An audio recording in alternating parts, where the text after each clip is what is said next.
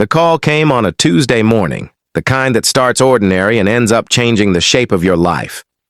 The lawyer's voice was calm, almost bored, as he explained that my grandfather's land, 800 acres tucked behind pine forest and old fencing, was now legally mine. Included in that inheritance was a private lake so wide it had its own shoreline curves, the kind you don't see unless you're flying overhead. I hadn't even known the place still existed. My dad knew. He went quiet when I told him, not shocked, more like someone who'd been waiting for a door to reopen. We drove out the next weekend. The land unfolded slowly, gravel road giving way to grass giving way to water that looked untouched and reflective, like it was holding secrets. My dad stepped out of the truck and just stood there, breathing it in. He told me stories I'd never heard. How he used to fish here as a kid, how my grandfather had refused to sell when developers came knocking decades ago. That was when the boats appeared. 3 of them skimmed across the lake from the opposite shore, slowing as they approached us. The men on board wore matching polo shirts with an embroidered logo, Lakeside Crest HOA. One of them smiled the kind of smile that's practiced in meetings. "You can't be here," he said, stepping onto the sand like he owned it. My dad frowned. "This land's been in my family longer than that dock you built." The man pulled out a clipboard. "According to our records, shoreline access is restricted to HOA members only." I watched my dad's face tighten, not angry yet, but wounded. He tried to explain, calmly, that the lake was private and tied to the acreage, that deeds had been filed long before the HOA existed. The man didn't listen. He just gestured back toward the water. "If you're not gone in 10 minutes, we'll report trespassing." Trespassing. On land my grandfather paid taxes on for half a century. They waited while my dad packed up his tackle box. No yelling, no threats, just pressure, the kind that assumes it'll win because it always has. As we drove away, I looked back at the lake and saw the boats fan out again, reclaiming the water like nothing had happened.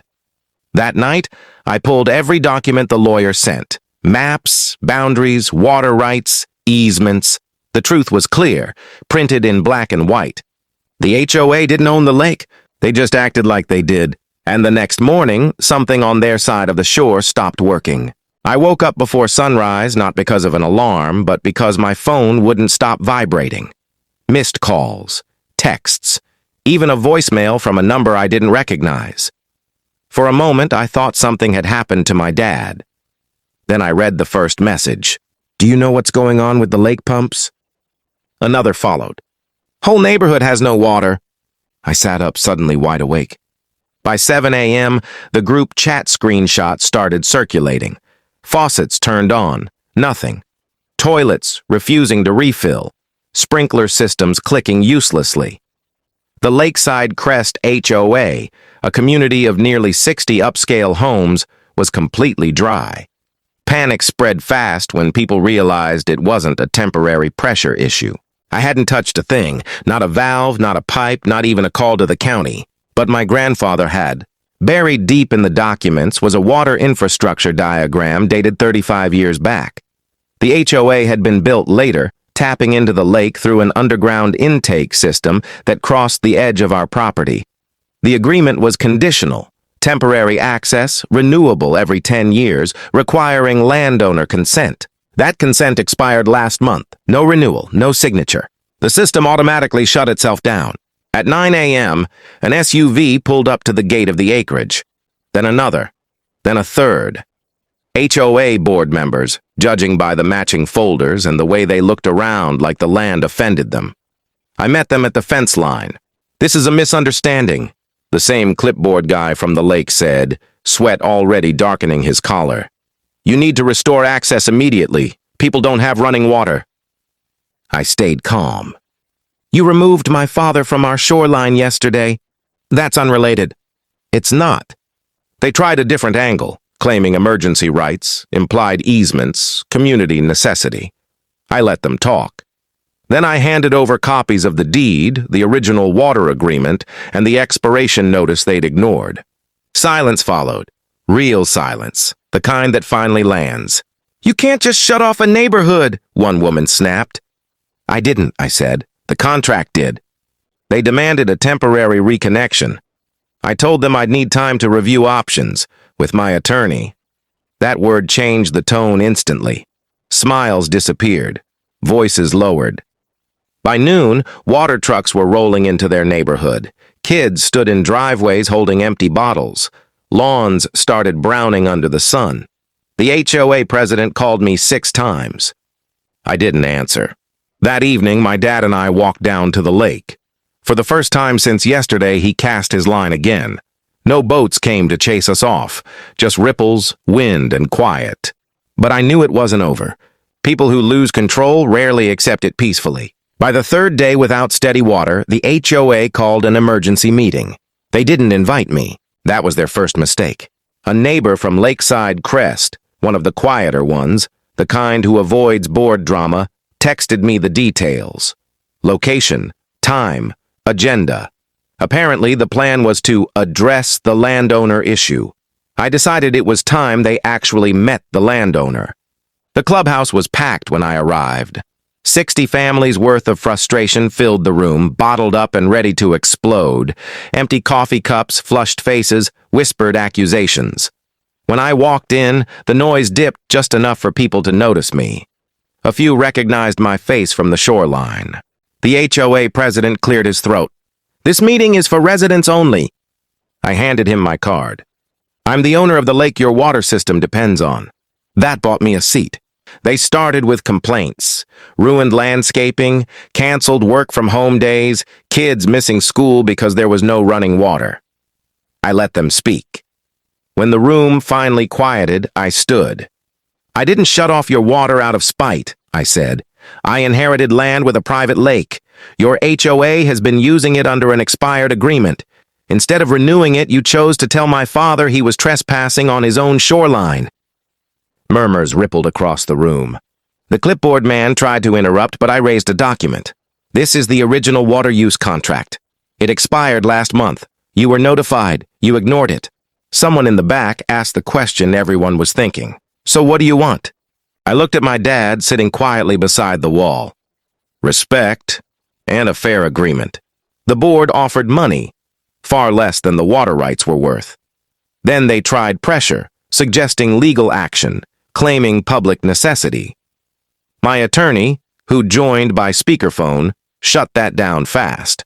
Private lake, private infrastructure, no public easement. That's when the truth came out. A former board member stood up, voice shaking. They knew the agreement was expiring. They planned to force access by claiming adverse use. The room erupted. Faces turned toward the board. Anger shifted direction. The president tried to regain control, but it was slipping fast. This wasn't just about water anymore. It was about trust. I made my offer simple. A renewed contract at market rate, annual review, and a written acknowledgement of my family's unrestricted access to the lake, especially my dad. If they refused, the taps would stay dry. They asked for a recess. While they argued behind closed doors, I stepped outside with my dad. He looked lighter than I'd seen him in years. "No one ever stood up for this place before," he said. I smiled. They picked the wrong shoreline to guard. The doors opened again. The decision was coming. The board members filed back into the room, looking smaller than when they'd left. The confidence was gone, replaced by tight jaws and forced calm. The HOA president didn't bother with a speech this time. He slid a folder across the table toward me. "We'll accept your terms," he said, "pending signatures." I opened it slowly, reading every page. Revised water use agreement, market rate access fees, annual renewal. And there it was, in plain language. Permanent, unrestricted access to the lake and shoreline for the landowner and immediate family. My dad leaned forward, eyes scanning the page like he didn't quite trust it yet. My attorney confirmed it over speakerphone. Clean, enforceable, no loopholes. "Once signed," the president added, "we'll need the water back on immediately." I signed, so did they. By late afternoon, pumps hummed again. Faucets coughed, then flowed. The neighborhood exhaled all at once. Sprinklers kicked on like nothing had happened, spraying over lawns that had never known scarcity. Water trucks pulled away. Life resumed. But something had changed. The next weekend, my dad and I were back at the lake at sunrise. He brought his old folding chair, the one with rusted hinges and faded fabric. We sat on the same shoreline he'd been forced to leave just days earlier. This time, no one approached us. Boats stayed on the far side. The HOA-installed dock suddenly felt smaller, less dominant, like it finally knew its place. A few residents waved from a distance. One even walked over, awkward but sincere, and apologized for how things had been handled. I appreciated that. Not everyone hides behind power when it's handed to them. The HOA board changed soon after. Elections came early. Clipboard man was gone. So was the president. The new board sent a formal letter, polite, careful, and very aware of boundaries. As for the land, I didn't sell it. Developers called. I said no. Instead, I put up proper signage, survey markers, gates where they belonged, not to keep people out, but to make the truth visible. 800 acres, one private lake, clearly defined. On quiet evenings, my dad fishes. Sometimes I join him. Sometimes I just watch the water move, thinking about how easily people forget where their privileges come from, and how fast things dry up when they cross the wrong line. The lake doesn't care about HOA rules or polished meetings. It only respects ownership, patience, and time. And now it answers to us again. Enjoying this story about land rights, power plays, and a private lake that changed everything? Stick around by subscribing for more real-world stories where ownership, patience, and consequences collide. If this one hooked you, give it a like. It helps more than you think. And drop a comment below. What would you have done if an HOA tried to claim land your family owned?